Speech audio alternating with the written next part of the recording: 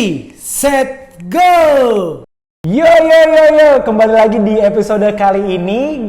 Gua kedatangan legend instructor. Bayangkan 3 jaman, instruktur 3 jaman guys. Dari tahun 80, tahun 90 sampai tahun 2000-an. Dan tentunya beliau ini juga lagi sibuknya, waktunya padat. Dan ini gue beruntung banget bisa ajak ngobrol di sebelah kiri gue, yaitu Mbak Monik. Hai, ada dulu Mbak. Oke, jadi Mbak Monik nih. Oke, siapa yang gak kenal beliau gitu ya. Jadi aku bersyukur banget bisa kedatangan Mbak Monik, karena kali ini kurang lebih hampir setengah jam kita akan ngupas ya bagaimana perjalanan Mbak Monik sebagai seorang instruktur gitu ya. Dan eranya beda pastinya, era zaman dulu dan zaman sekarang. Oke, jadi aku pertama mau tanya-tanya dulu nih sama Mbak Monik. Mbak Monik, aku mau tanya mengenai Mbak Monik, sejarah awalnya sampai jadi instruktur. Jadi boleh cerita Mbak sama teman-teman di sini dan kita berbagi di sini Mbak. Silakan Mbak Monik. Halo, assalamualaikum warahmatullahi wabarakatuh. Waalaikumsalam. Saya akan cerita karena pada saat saya masih umur 12 tahun, itu berat badan saya tuh 68 kilo. Heboh banget. 68 coba. Dan waktu itu saya masih tinggal di Sumatera Utara, Medan. Medan ya? Ya, jadi niatnya pengen kurus, terus mencari salah satu sanggar. Dan di sana saya senam, memang turun berat badannya.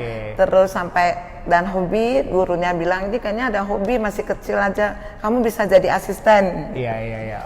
Itu waktu itu masih tahun berapa ya, mungkin sekitar 60 lebih ya. Tahun 12 tahun itu. 12 tahun. Jadi saya belum lahir. Luar biasa ya. Oke, terus. Dan terus dengan berjalan, masih sekolah SMA apa, dan pada tahun 75 saya pindah ke Jakarta. 75. Dengan orang tua semua. Dan saya juga belum lahir saat itu. Sampai di Jakarta saya itu sebagai salah satu karyawan di Bank Tani Nasional. Jadi boleh bilang jadi olahraganya di stop ya. Dan saya berusaha untuk mencari sanggar. Kebetulan dekat kantor di Jalan Tiang Bendera ada sanggar Irin, dan saya senam setiap pulang kerja, saya senam. Itu sanggarnya masih ada nggak sih? Sanggar sepertinya udah tidak ada. Ya, tahun 79. 75. Oke, dan pada tahun 79 saya menikah. Menikah, kebetulan langsung saya mungkin stop kerja dan nggak ada kegiatan.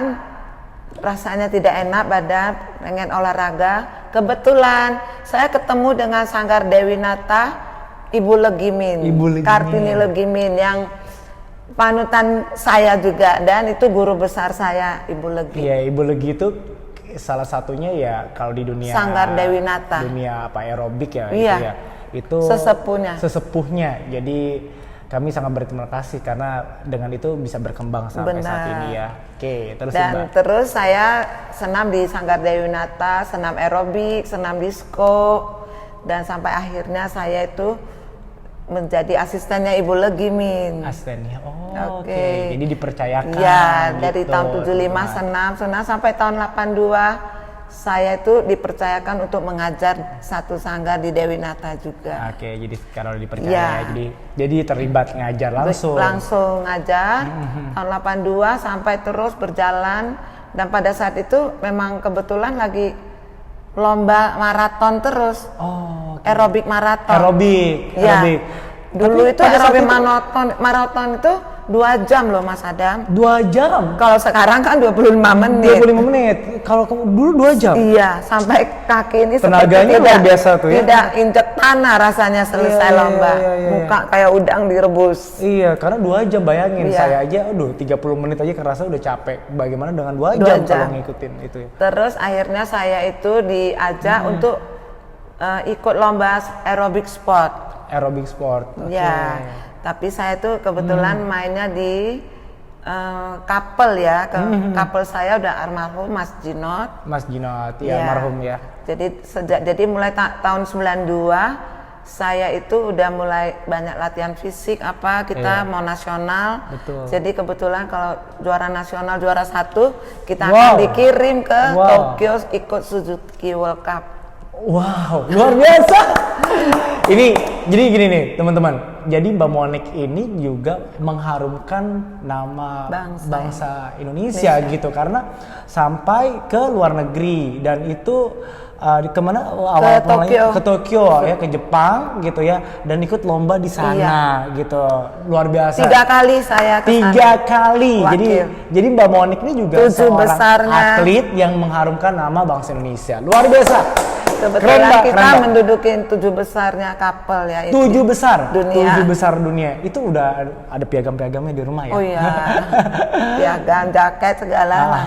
Nah, kalau boleh tahu nih Mbak Monik, dari perjalanannya itu aku kan karena aku di era yang saat ini tentunya pengen tahu kalau di era dulu gitu ya, tahun 80 tepatnya.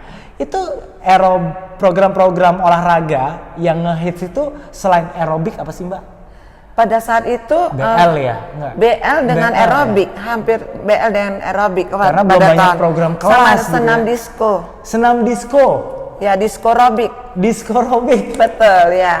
Oke. Kayaknya aku harus buka-buka YouTube nih untuk lihat gerakannya. Senam disco robik itu perpaduan antara aerobik dengan ada disco-diskonya. Oke, jadi tadi kayak tahun 80 tuh adanya aerobik yang lagi hits ya. BL. Ya BL, terus disco itu aja ya. Hip hop ada. Hip hop tapi belum menjamur ya. Iya, hip hop, Latin ada. Dan Mbak Monik ini kalau boleh bisa dijelaskan ke teman-teman yang lagi lihat kita, itu juga menguasai banyak berbagai bidang program ya Mbak ya? Iya, saya dulu ngajar aerobik, BL, Taibo ya dulu. Taibo. Yang dari Reebok namanya Kick and Punch. Kick and Punch. Kalau sekarang apa tuh Mbak jadinya programnya? Ada nggak apa body combat? Kalau sekarang Kick itu and Punch tuh jadi mungkin mulai ke aeroboxingnya. Aeroboxing. Ya, aeroboxing. Terus apa lagi tuh? Terus ngajar step. Step. Banyak banget tuh. Kayaknya jariku udah nggak muat nih. Apalagi Latin dance. Oh gitu. Senam disco. Senam diskonya. Masuk yoga juga nggak sih Mbak? Yoga waktu itu belum gitu belum gitu ya. hits ya. Dan pilates juga mungkin belum tahun 2000 itu baru mulai banyak program. Iya, baru tahun 2000 tuh yang kesini mulai banyak. Dan kalau di Indonesia itu udah banyak banget. Jadi program-program kelas dan juga dari luar dimasukin. Dan dulu juga kalau boleh tahu Mbak, tempat fitness tahun 80-an tuh cuman ada di mana sih? Tahun 80 ya? Nanya tahun 80 nih karena mungkin dulu itu setahu saya yang tahu itu cuma ada Clarkhead ya. Oh, Clarkhead. Banyakan sanggar-sanggar senam. Oke, jadi kalau tempat gymnya namanya Clarkhead ya. Iya. Dan itu masuk ke Clarkhead itu masuk ke hotel ya. Hotel ya. Kalau di perumahan adanya sanggar. Sanggar, banyakan di sanggar. Tuh tahun 80-an ntar. Berikutnya masuk tahun 90 tuh udah mulai ada ya. Tahun 90 tempat-tempat fitness. Ya mungkin belum begitu banyak. Iya, termasuk kayak misalnya salah satu tokoh juga nih di Indonesia. Mungkin mulai di sanggar mereka udah fasilitasnya ada alat gitu. Iya, kayak misalnya Mas Ade juga kayaknya udah Aderai Fitness Aderai itu ada. Iya, mulai ada tuh di tahun 90-an akhir ya. Dan tahun 2000 jangan ditanya, kalau tahun 2000 kesini udah banyak gym-gym, udah selangkah tuh udah ada tempat fitness, kita berapa meter udah tempat fitness, jadi luar biasa banget, udah menjamur gitu. Betul, ya. ada. Terus kalau kita boleh tahu nih Mbak, kalau zaman dulu orang-orang ke sanggar tuh rata-rata udah langsung ikut kelas ya, aerobik langsung gitu ya, karena memang nggak ada pilihan banyak. Benar. Gitu ya. Dan boleh tahu nggak kalau zaman dulu itu tingkat orang obesitas itu banyak nggak sih? Katanya enggak ya, nggak terlalu banyak kayak banyak juga. Banyak sampai juga? kalau lomba kategorinya ada kategori obesitas yang berbadan. Oh ya? Iya. Oke. Jadi dulu itu aerobiknya lagi naik daun terus karena ada lomba setiap minggu. Oh oke. Dan jadi banyak kategori lansia ada. Lansia ada, kalau yang ada agak obesitas juga ada. Oke, zaman dulu kayak gitu ya. Baru tahu soalnya ini saya nih. Oke.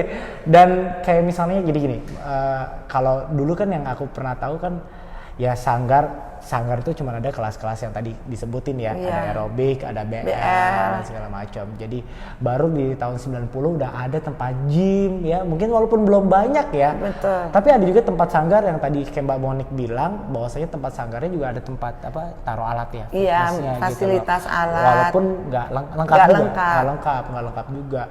Dan tahun 2000 kesininya jangan tanya yang tadi kita bahas ya.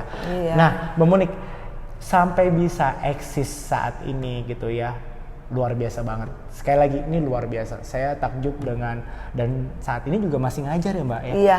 Mbak Monik saya ini masih hanya ngajar, mengajar Zumba dengan salsa session. Ya, Zumba dengan salsa sessionnya. Jadi Mbak Monik ini masih ngajar teman-teman. Nah, sampai bisa eksis nih, apa sih tipsnya Mbak gitu loh untuk teman-teman instruktur juga nih kayak kita nih, kebetulan kan saya juga ngajar. Jadi bagaimana sih bisa eksis sampai ke depannya? Ada nggak sih tipsnya gitu loh, bagi kita yang muda-muda ini?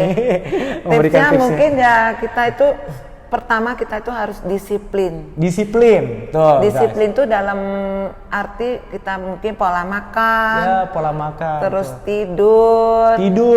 Tidak boleh bergadang. Jangan begadang. Jangan habis ngajar langsung pergi kemana. Iya. Terus untuk kurangin mungkin. Olahraga. Ya. Disiplin olahraga paling enggak atau seminggu 3 kali, 2 kali. Harus sempetin olahraga.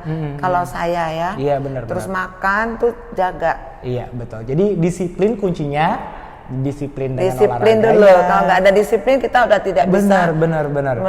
Manage diri kita. Jadi dengan disiplin tadi ya, kita bisa lihat tuh kayak Mbak Monik tetap bisa eksistensi menjaga kebugarannya sampai saat ini. Jadi era zaman dulu dan era zaman sekarang. Nah, tentunya gini Mbak Monik, ada nggak sih gini ya, pada waktu dulu kan banyak perlombaan ya, tapi dengan saat ini perlombaan aerobik atau misalnya ya sekarang kan kalau kita lihat pandemik corona ya. Iya benar. Saat ini kan kita masuk zamannya corona. Nah, bagaimana sih kalau menurut Mbak Monik ya menyiasati untuk kita tetap olahraga? Jadi misalnya apakah kita tetap lakukan aja di rumah, nggak usah keluar dulu, bisa seperti itu ya. Betul. Mbak Monik sekarang saya sendiri dalam pandemi ini saya lebih banyak jalan kaki pagi, jalan, habis itu sampai di rumah saya baru melakukan untuk innernya. Oke, tuh tipsnya tuh. Jadi tetap disiplin, nggak keluar pun nggak apa-apa, bisa dilakukan di rumah gitu ya. Betul. Dan vitamin dijaga, vitaminnya juga harus ditambah. Berjemur juga nggak Mbak? Berjemur. Itu. Kayak pagi hari pagi gitu? Itu harus berjemur jalan. Sebelum jam berapa biasanya berjemur? Saya biasanya mulai start jam 8 sampai jam 9. Oke, jam 8 sampai jam 9. Dan itu berjemurnya sambil bergerak gitu kan? Bergerak. Jogging, jalan cepat terus sambil gerak-gerak. Terus di mana lihat ada batu atau apa kita bisa plank, bisa push up. Ada batu tuh.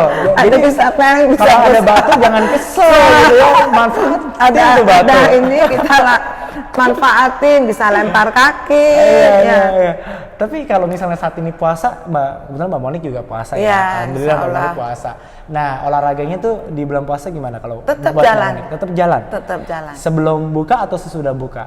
Pagi jalan. Pagi jalan kaki. Ya, habis itu pulang sampai rumah latihan untuk inner, habis itu istirahat sebentar, habis stretching istirahat, mandi, habis itu istirahat. Jadi teman-teman bisa boleh ya, tapi menyesuaikan aja kemampuan masing-masing ya. Seperti yang kita bahas di YouTube kita sebelum-sebelumnya, silakan kalau tidak semua sama fisiknya. Betul, menyesuaikan kemampuan masing-masing. Jadi Mbak Monik nih luar biasa banget ya. Aku tadi sedikitnya bahas tentang sejarahnya, bahwasanya tadi kita bilang di awal nih 3 zaman nih, instruktur 3 zaman. Jadi saya sih jujur aja ya, ngelihatnya ini sebagai inspirasi saya juga Mbak Monik. Karena belum tentu orang bisa sekonsisten itu di 3 zaman gitu ya. Jadi kalian nggak usah bayangin berapa usianya Mbak Monik, tapi dengan tadi di awal dari tahun 80-an aja, jadi udah bisa kebayang sampai saat 3 zaman tuh udah berapa umur? Iya, jadi udah bisa kebayang sendiri gitu ya. Aku nggak usah nyebutin berapa usia Mbak Monik, tapi di bagaimana konsistensinya bisa menjaga kebugaran sampai saat ini. Dan tentunya gini, masih teringat nggak sih Mbak teman-teman dulu seperjuangan gitu ya, siapa aja sih kayak tahun-tahun 80 itu masih tetap komunikasi ya, iya. silaturahmi. Dan Kalau nggak kita salah ada tadi kita sempat ngobrol tuh ada grup WhatsApp gitu ya, masih silaturahmi iya, ya. Betul. Kira-kira ada Mas siapa aja Mbak? Ada Suhada. Wah, Mas Suhada tuh. Ada David. Mas David tuh. Agus Step, ada Pandi. Agus Step. Oh, Mas Pandi. Iya Pak juga Muji. ya. Pak Muji itu. Waduh. Kebetulan beberapa tadi yang disebutin ada saya kenal Iin juga. Malik. Iya, masih silaturahmi, masih kumpul. Kita satu jadi masih bernostalgia dengan mungkin juga waktu saat dulu ya. Dengan yang grup yang satu lagi yang dari Iwan Lubis. Oh, Mas Iwan tuh. Ya, dan insya Allah mudah-mudahan mereka dalam keadaan sehat juga. Amin. Ya saat ini ya, diberikan kesehatan walaupun saat ini juga corona, ya mudah-mudahan kita selalu diberikan kesehatan. Nah, Mbak Monik, kalau jadi pengajar ya, step-stepnya jadi instruktur itu, bagaimana sih jadi instruktur yang baik, yang bisa menjaga kredibilitasnya gitu menurut Mbak Monik? Gimana sih awal step-step apa aja, tips-tips apa aja untuk menjadi seorang instruktur yang bagus dan baik? Kalau saya, ya itu tadi pertama kita harus disiplin, on time, tidak kita harus yang menunggu murid. Jadi tidak murid yang menunggu guru itu. Saya rasa kalau saya pribadi, saya itu jarang murid yang nunggu saya sampai saat ini mungkin. Jadi on time gitu maksudnya. Betul, on time. Jadi tidak membuat murid itu bingung, ini belum datang atau gimana.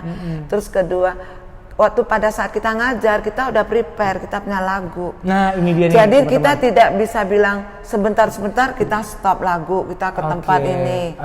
Terus kalau kita datang misalnya, seandainya pun kita urgent banget, telat 5 menit atau 10 menit, ngajar jam 9 kurang 10, nanti selesainya kita harus lewatin.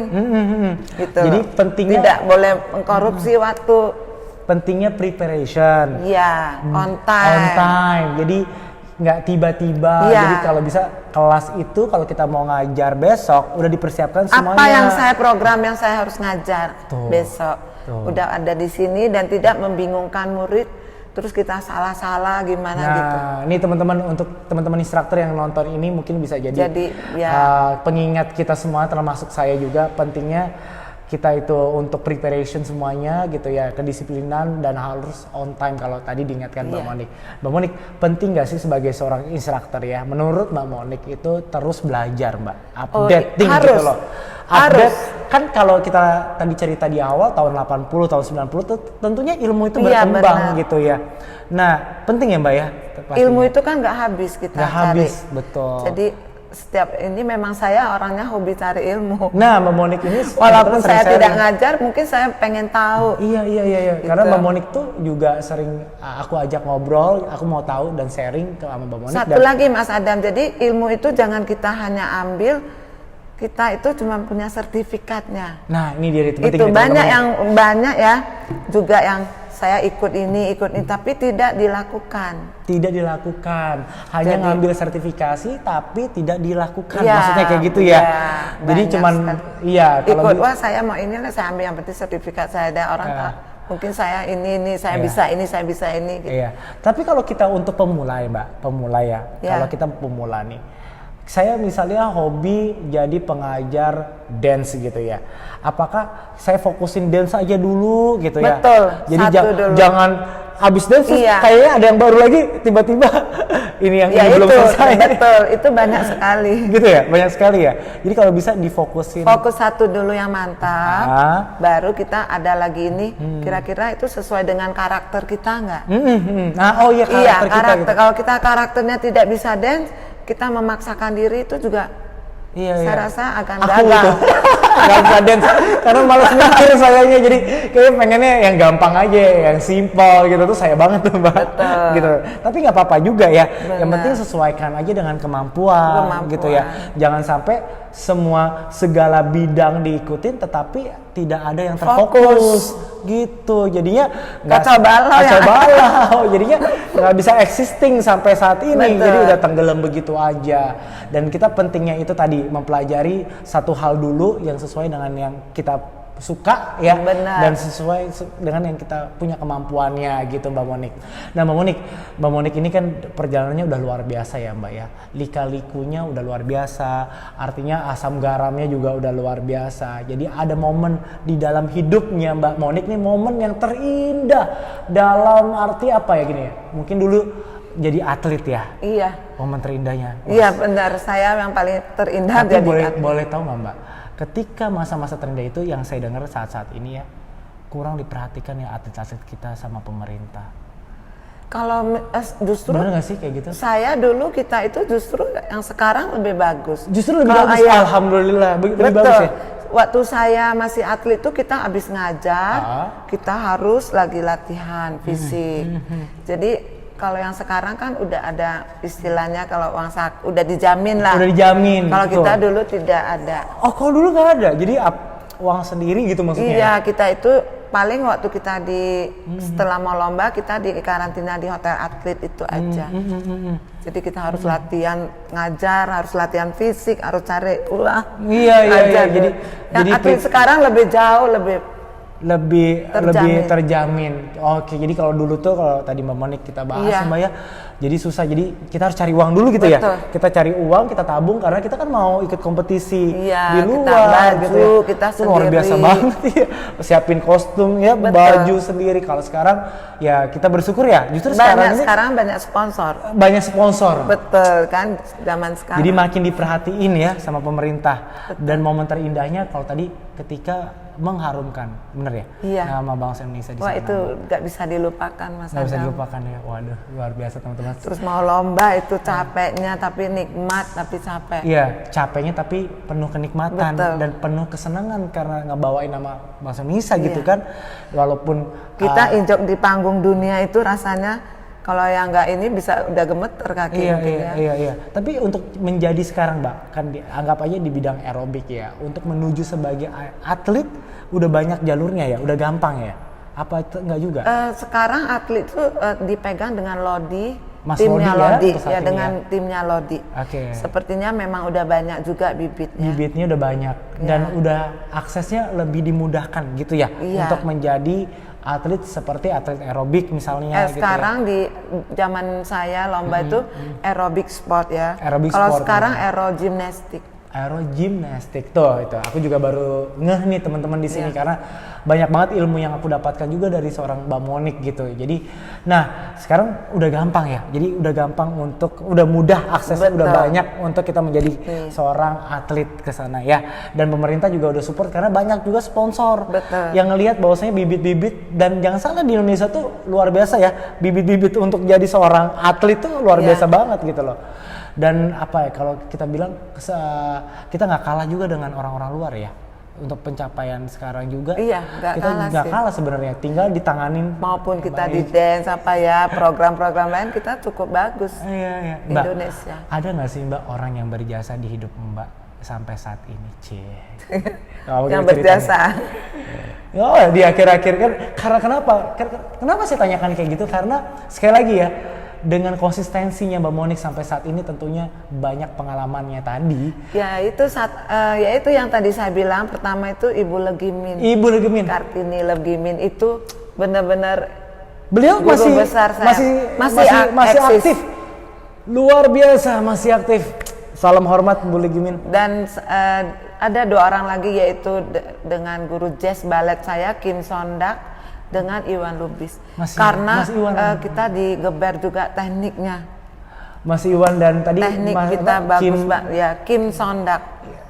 Luar biasa banget. Dengan Iwan Lubis. Semoga sehat ya. Iya benar. Semoga di sana sehat, bugar dengan kondisi saat ini ya. Saya selalu mengingatkan teman-teman, kondisi saat ini jangan kalah gitu, jangan kalah dengan kondisi gini. Kalau bisa kita lawan dengan cara healthy lifestyle, dengan hidup bugar. Jadi udah disebutin tadi ya, aku ulangin sebelum positive thinking, tadi disiplin, semua harus jaga kesehatan. Ya, jaga kesehatan, dan sebagai seorang instruktur jangan lupa yang namanya komitmen, disiplin, dan preparation sebelum mengajar. Itu penting banget. Itu tadi poin yang aku dapetin dari seorang Mbak Monik. Dan tadi juga orang yang berjasa sudah disebutin. Jadi kita kurang lebih udah jalan 25 menitan kita ngobrol. Udah banyak banget yang aku dapatkan di sini. Jujur, inspirasi banget Mbak Monik kalau aku bilang legend karena sampai saat ini masih eksis dan terus selalu mengingatkan kita yang muda-muda untuk memberikan ilmunya. Dan jujur Mbak Monik ini nggak pelit ilmu. Jadi ketika aku ngobrol sama Mbak Monik, aku mau tanya apa ya di bidang olahraga, beliau langsung ngobrol apa aja dikasih. Jadi itu yang aku sampai keinget sampai saat ini. Kebetulan aku masih sering ngobrol, sharing, ketemu ya Mbak ya. Iya. Dan kita membahas apa aja termasuk di dunia kesehatan ini. Jadi Mbak Monik, waktunya sudah, kalau kata Mas Kris sudah gini teman-teman. Iya Mas. udah waktu udah 25 menit kita selesai. Sekali lagi Mbak Monik, aku terima kasih. Sama-sama Mas Adam. Atas kedatangannya dan waktunya bisa menyempatkan berbagi. Jadi sekali lagi teman-teman, ikutin YouTube kita, jangan lupa di like, komen, dan subscribe karena masih banyak kita panggil orang-orang yang bisa menginspirasi kita semua untuk kebugaran dan kesehatan. Sekali lagi terima kasih Mbak Monik. Kita tutup hari ini dengan mengatakan hidup sehat, hidup bugar. Dan kita tidak boleh kalah dengan corona saat ini. Ciao, bye-bye. Thank you, sampai ketemu di YouTube kita berikutnya. Bye-bye.